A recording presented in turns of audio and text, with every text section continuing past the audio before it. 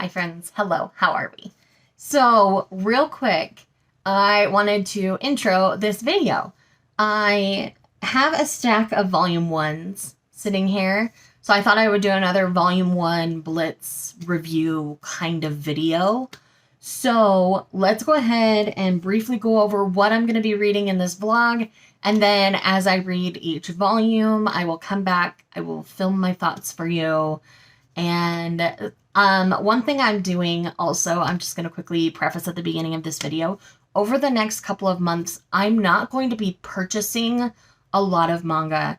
There's a specific reason for that. Maeve and I are from over at Maeve Ever Reading. Check out her channel if you haven't. We're going to be going on a trip to Book Off. So in LA area, there are 4 locations for a chain of stores called Book Off. In Japan, these are the kind of places where you can get manga and anime merch, figurines, all that kind of stuff for not a lot of money. And there's only a handful of them in California, and then there's one location in New York. So we're taking a trip to go check out these stores. So we're both like saving all of our money for when we go so we can maximize our experience. So that's the plan as long as California stays open. So for right now, I'm not going to be buying a lot of manga or books because I do need to work through my physical TBR as well as get caught up on the arcs that I have. So with that intro over, let's talk about the ones that I've picked up and we'll see which ones I want to end up continuing. So first up is The Dangers in My Heart. I've been hearing mixed reviews about this one. It's about a boy who thinks he's the protagonist in a like psychological thriller, and he's particularly obsessed with this classmate of his, and she's quirky. Well, that's what the back says at least. I don't know why she's quirky. I've heard some mixed things I might not like, so there's a chance I won't continue after 1 volume. I usually like to give series 3 volumes, but sometimes if there's something really offensive in a first volume, I won't continue, so we'll see how this one goes. Next up, we have Kageki Shoujo Volume 1. I did read The Curtain Rises, the prologue omnibus that comes before this, so I'm excited to finally have the series. So I'm really excited to read this first volume and see how it goes. Another one that the light novels recently came out in this one, but I wanted the manga, obviously. And this is Accomplishments of the Duke's Daughter Volume 1. I guess there's an otome game for this as well, which I might try to play if I can find it. Anyways, so this woman gets hit by a car and then she ends up in an otome game. Like, that's the whole concept for this series. And y'all, this is just going to be a lot of fun, I think. So I'm really excited to see how it goes. And then this one, I cannot believe I bought this. But that is the Panties manga called Please Put Them On, Takamine-San.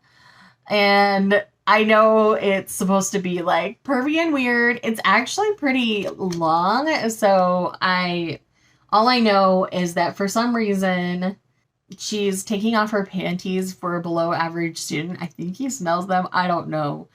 I was morbidly curious, so I picked it up. We'll see how this goes. I'm honestly expecting to give it up after this first volume, but I had to give it a try at least. Like, I've not heard anybody really talking about it, at least in my circle of reference, so we'll see what happens. Another one that a lot of people I know love is A School Frozen in Time. I picked this up quite a while ago. I just haven't gotten around to reading it yet. I do know the second volume is out as well.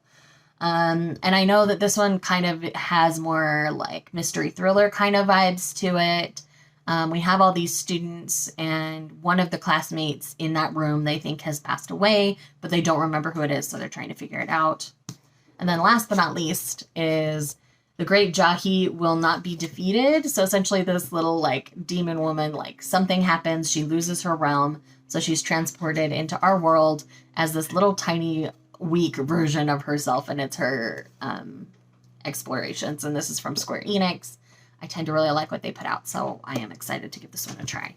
So those are the ones I'm going to be reading in this vlog, so I will tell you more once I've actually started reading them. Right, so it is time to chat. So the first one I decided to pick up was The Dangers in My Heart. Now, with this one, I left this first volume feeling very mixed feelings. So our little hero here, he thinks he's the protagonist in some sort of like slasher film. And so he thinks these thoughts of like killing people and seeing their blood running, specifically this girl, Anna, who is kind of quirky. She seems to hide out in the library a lot, but what she's doing in the library rather than reading is she snacks. So I have very mixed feelings about the dynamic of snacking being one of her quirks. There's other quirky things about her, so I do think that is more what they were referring to. But that is part of it, like, is kind of rubbing me the wrong way, if I'm honest. But we discovered throughout the course of this volume that he actually has a crush on Anna, and he doesn't know what to do with these feelings. So I think he's going to be exploring those feelings a little bit more in the next volume. I don't think this was misleading necessarily, but I know people had different expectations of this. So I went in knowing that it's probably not what I think it's going to be by the title, but the cover's pretty cutesy. So that was kind of a giveaway for me, that it was probably going to be a pretty cute story. And it is. It's cute. I really think it's adorable. And they're told in short vignettes, kind of like Komi Can't Communicate style, where it's just a little snippet of an interaction with them and things. So I've definitely read worse, but I'm curious enough that I want to give this the 3-volume try. I'm not going to give it up after this first volume. But again, I went in knowing that my expectations were going to be very different than other people's. So with that said, let's move on to the next one. Alrighty, so I just read Kageki Shoujo Volume 1, and this one is addressing something that I think is really important if you're going to be in theater. Again, we're following the characters from After the Curtain Rises at this school for like this theater acting kind of school, and it's a female troupe, no men, but they do have male teachers and male instructors and such. And our main character, Sarasa, she's always wanted to play Lady Oscar in The Rose of Versailles. But when they do an acting assignment, she does a lot of research for the role, of course. But in doing the research, she acts more like someone else than herself, and that is actually addressed. And I think it's going to be handled really well, because that is something as an actor that you need. I guess I haven't talked about this much on this channel. I did a lot of theater in my younger years. The first play I was in, I was 8. And then through junior high, I did plays every year. And then in high school, I did do 2 plays my senior year. Just because I finally had all my required credits done and I had the time to devote to it. But yes, I really enjoy the take on this. Then again, I am a theater nerd. Always will be. Can't wait to get back to New York and go see some plays. But anyhow, this is still really good. I'm still really enjoying the world and the school atmosphere, because these first years also challenge the curriculum, and so it's going to be really intriguing to move into the next phase of this story. I'm very, very excited. So, time for the next one. Hi again. So I just finished volume 1 of Accomplishments of the Duke's Daughter, and wow, I thoroughly ended up enjoying this. So in this one, we have a modern woman who gets hit by a car and is transported into an otome game as kind of the antagonist for the heroine in the otome game.